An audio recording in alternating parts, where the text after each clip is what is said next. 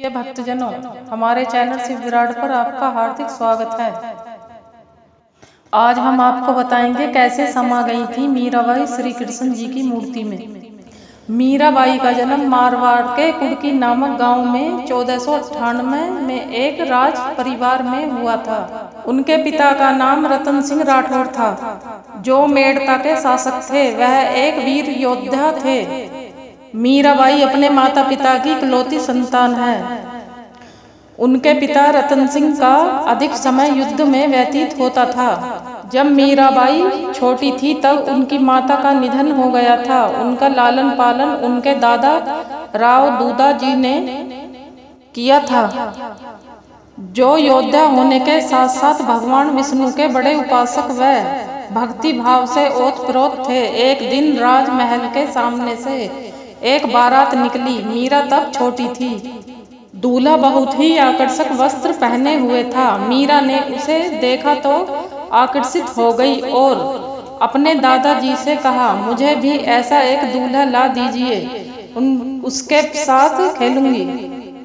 मगर बालिका मीरा को दूल्हे के बारे में कुछ पता नहीं था। मीरा के दादाजी ने श्री कृष्ण की मूर्ति मीरा को देते हुए कहा, देखो यही तुम्हारा दूल्हा है, इसकी अच्छे से देखभाल करना।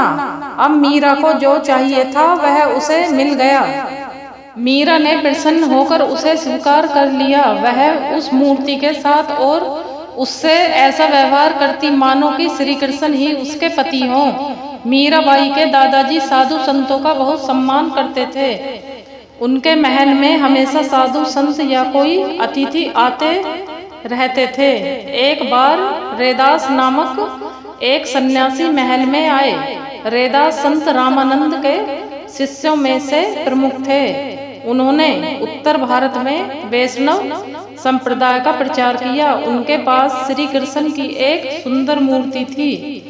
वह उस मूर्ति की सव्य पूजा करते थे। मीरा श्री कृष्ण की मूर्ति मांगने लगी। सन्यासी कुछ देर पश्चात महल से चले गए, मगर मीरा उस मूर्ति के लिए रोती रही, यहाँ तक कि उसने उस मूर्ति को पाने के लिए भोजन करना छोड़ दिया। किंतु अगले दिन सुबह रैदास वापस राजमहल में लौट आए और उन्होंने श्री कृष्ण की मूर्ति खुद मीरा को दी और कहा, पिछली रात श्री कृष्ण मेरे सपने में आए और कहने लगे, मेरे परम भक्त मेरे लिए रो रही है, जाओ उसे यह मूर्ति वापस दो। यह मेरा कर्तव्य है कि मैं अपने स्वामी की आज्ञा का पालन करूं, इसलिए यह मूर्ति मीरा को वापस देने आया हूं।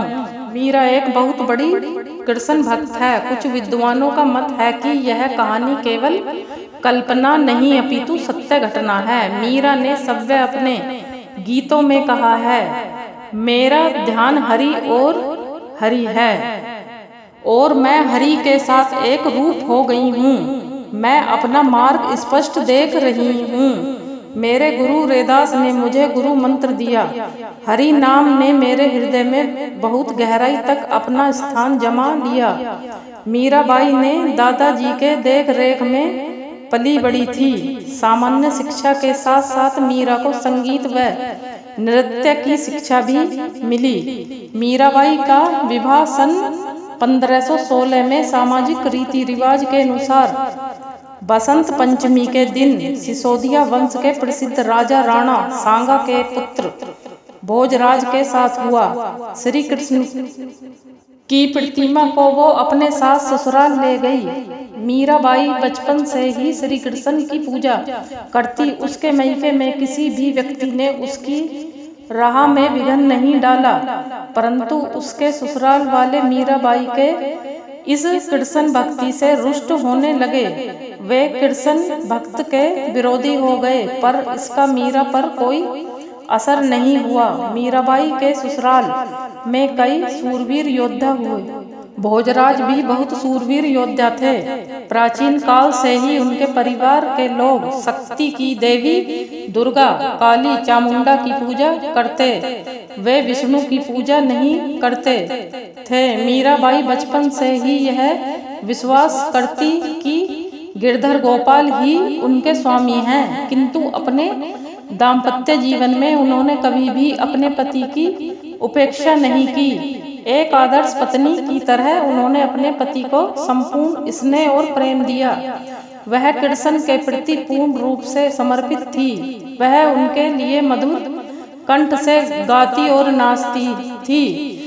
तोड़ राजघराने की प्रतिष्ठा बहुत ऊंची थी। ऐसे परिवार के लिए यह कितनी अपमानजनक बात थी कि एक राजकुमार की पत्नी साधु संतों के साथ नाचती गाती।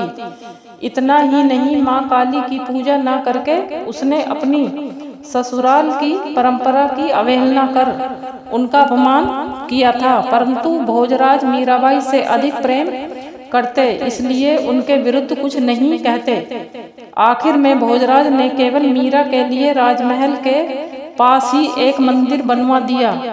युद्ध में घायल होने के कारण 1521 में भोजराज की मृत्यु हो गई। मीरा तब मात्र 23 वर्ष की थी। पति की मृत्यु के बाद मीरा का साथ देने वाला या उसकी देखभाल करने वाला कोई नहीं था।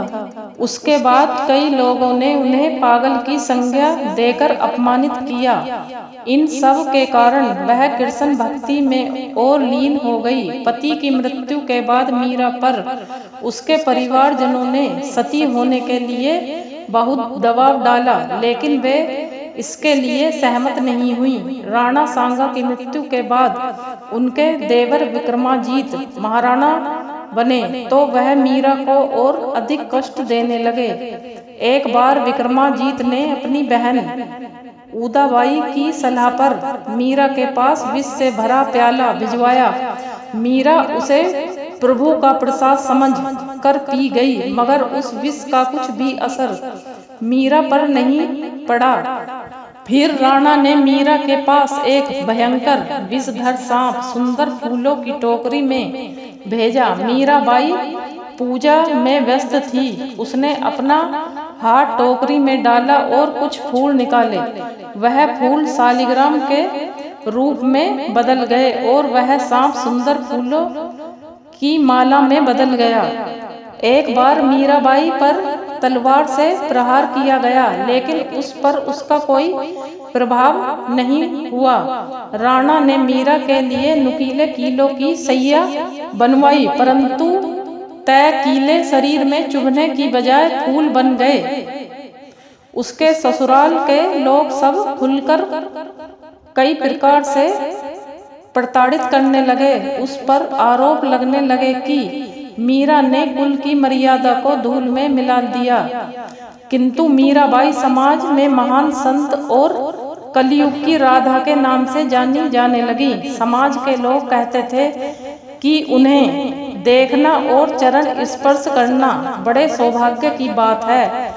वे उसे ईश्वर का स्वरूप मानते थे। राणा ने कभी मीराबाई को प्रत्यक्ष रूप से मानने का साहस नहीं किया। उसे भय था कि स्त्री को मारने से पाप लगता है। जब मीराबाई को मारने में राणा असफल रहे, तब वे मीरा को अपशब्द कहने लगे और कहा, यह नीच महिला सव्य डूब कर मर जाए। जब मीराबाई को राणा के नियत के बारे में पता चला तो वह सव्य सोचने लगी कि यदि वह डूब कर मर जाए तो उसके ससुराल वालों को बहुत शांति मिलेगी और वह भी भगवान श्री कृष्ण से हमेशा के लिए मिल जाएगी। इन सारी बातों का विचार करके मीरा नदी के किनारे पहुंच गई और खड़े होकर श्री कृष्ण से प्रार्थना करने लगी, हे प्रभु, मुझे अपनी शरण में ले लो। और इसके बाद वो नदी में कूदने जा रही थी कि एक आवाज उसने और वो रुक गई। आवाज मीरा को कहने लगी कि सव्य को मारना बहुत बड़ा पाप है, ऐसा मत करो, तुम वृंदावन चली जाओ। धीरे धीरे संसार से उनका मोह भंग हो गया। कष्टों और अत्याचारों के कारण मीरा ने अपना परिवार त्याग दिया। बहुत दिनों तक वृंदावन में सत्संग करने के बाद वह द्वारिका चली गई, जहां भजन कीर्तन में अपना पूरा समय लगाया। वह हर समय श्री कृष्ण के बारे में सोचती थी। राजस्थान में मीराबाई बहुत अधिक लोकप्रिय हो गई। मीरा के प्रति राणा के अत्याचार की बातें चारों तरफ फैल गई थी। रतन सिंह की हत्या कर दी गई और उसके बाद उदय सिंह गद्दी पर बैठा और उसने सोचा कि साधुओं के संग मीरा अकेली रहेगी तो उसके प्रतिष्ठा पर परिवार के लिए यह बदनामी की बात होगी। इसलिए उसने मीरा को चित्तौड़ लौट आने को कहा, परंतु मीरा इसके लिए बिल्कुल तैयार नहीं हुई। उसने चित्तौड़ जाने से मना कर दिया। उदय सिंह समझ गया था कि मीरा उसके कहने से वापस नहीं लौटेगी। उसने चित्तौड़ से 5 ब्राह्मणों को मीरा से अनुरोध करने के लिए भेजा कि वह चित्तौड़ लौट जाए। मीरा सोचने लगी कि वह वापस राजमहल में जाएगी तो वही पुरानी बातें फिर दोहराई जाएंगी। इस समय मीरा की आयु लगभग 48 वर्ष की थी। उसके पति के निधन को 25 वर्ष हो गए, परंतु उसका परिवार अभी भी उसकी हत्या करने का प्रयास कर रहा था। इसलिए मीराबाई अपने प्राण की रक्षा हेतु उन सबसे दूर द्वारिका चली आई थी। उसने यह संकल्प लिया कि केवल श्री कृष्ण से ही संबंध रखेगी और किसी से संबंध नहीं रखेगी। ब्राह्मणों ने मीराबाई को समझाने का बहुत प्रयास किया, मगर मीराबाई उनके साथ चलने के लिए तैयार नहीं हुई। तब उन ब्राह्मणों ने कहा, यदि आप हमारे साथ नहीं चलेंगी तो हम यहीं पर अन्न छोड़कर अपने प्राण त्याग देंगे।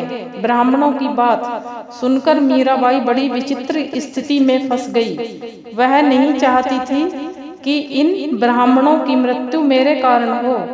कुछ सोचकर मीरा ने ब्राह्मणों से कहा कि आप लोग रात भर मंदिर में ठहर जाएं और अगले दिन चित्तौड़ चलने के लिए वह राजी हो गई।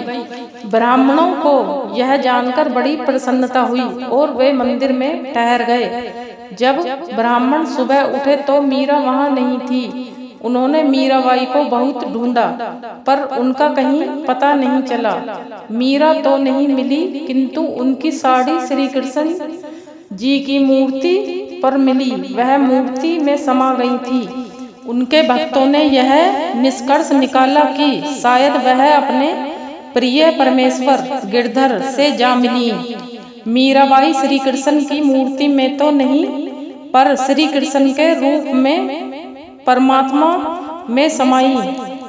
मीरा ने उसे दुख देने वालों और दुर्व्यवहार करने वालों के साथ कभी भी बदले की भावना अथवा घृणा को खराब व्यवहार नहीं किया।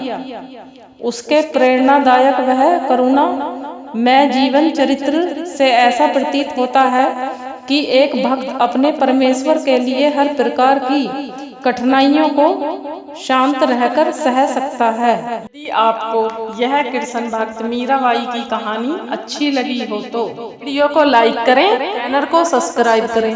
धन्यवाद।